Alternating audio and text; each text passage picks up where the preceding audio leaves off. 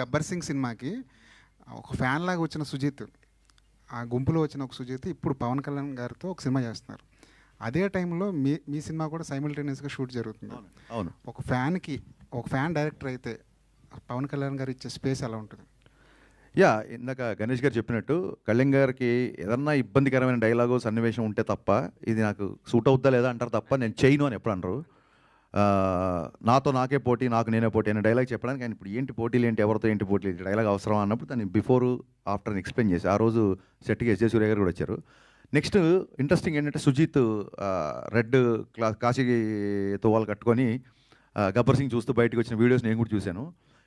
నాకు ఆశ్చర్యకరమైన విషయం ఏంటంటే సుజిత్ నేనో కాదు, నేను ఆయన ఫ్యాన్గా వచ్చి గబ్బర్ సింగ్ తీశాను. ఇప్పుడు సుజిత్ కంటే కొంచెం సీనియర్ నేను. సుజిత్ అలా వచ్చాడు, నెక్స్ట్ ఇంకోటి వస్తాడు, మేమందరం ఇలా వస్తూ ఉంటాము, ఆయన మొత్తం అలాగే ఉంటాడు. So that is what Pawan Kalyan is. Pawan Kalyan craze అనేది అది. అండ్ నెక్స్ట్ ఏంటంటే ఇప్పుడు నేను ఒక సినిమా చేస్తున్నా, సుజిత్ ఒక సినిమా చేస్తున్నా అంటే అలాగే Harihara Veeramallu, I don't see it as a competition, I see as a celebration.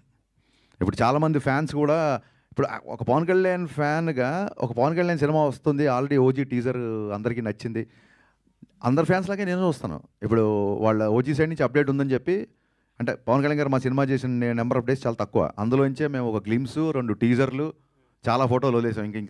ఇంకా మళ్ళీ టీజర్లు వదలడానికి చేయడానికి కొత్తగా మళ్ళీ షూటింగ్ చేయాలి.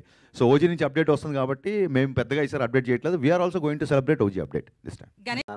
మీరు సినిమాలో తీయండి, ప్రొడక్షన్లో మేము చేస్తాం, మీరు చేసిన ఇంకో డైరెక్టర్ వస్తాడు. ఇది టాలెంట్, ఇది ఆస్తి కాదు, ఇది ఎవడ బ్రెయిన్ అటు. సుజిత్ అనేవాడు సినిమా చూశాడు, ఇలా ఓజీ చూస్తుంటే వణుకు వస్తుంది నాకు.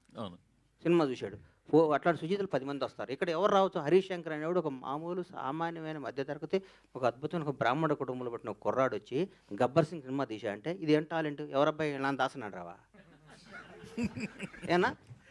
కరెక్ట్. అందుకని ఇది టాలెంట్, ఇది పెట్టుబడి కాదు, ఇది సంపద, భగవంతుడు ఇచ్చిన సంపద. ఇది భగవంతుడు అనుగ్రహంతో. చిరంజీవి గారు ఎవరండి? ఒక మామూలు వెంకట్రావు గారు కానిస్టేబుల్, హెడ్ కానిస్టేబుల్ కొడుకు, భారతదేశాన్ని శాసిస్తూ రాబోయే 4-5 తరాలకి బేసేసి ఒక చిరంజీవి అనే పేరు రాబోయే 100-150 ఏళ్ళు కూడా పలానా టైంలో మెగాస్టార్ చిరంజీవి అనే ఉండేవాడు. ఒక మామూలు కానిస్టేబుల్ కొడుకు హైదరాబాద్, చెన్నై వచ్చి దేశాన్ని శాసిస్తూ ఇదిరా ఎండింగ్, పద్మవిభూషణ్ అయిపోయింది. ఆయన రేపు మాప భారతరత్న కూడా ఇస్తారు ఆయనకి. భారతరత్నగా ఆయన రిటైర్డ్ అవుతాడు. అట్లా చరిత్ర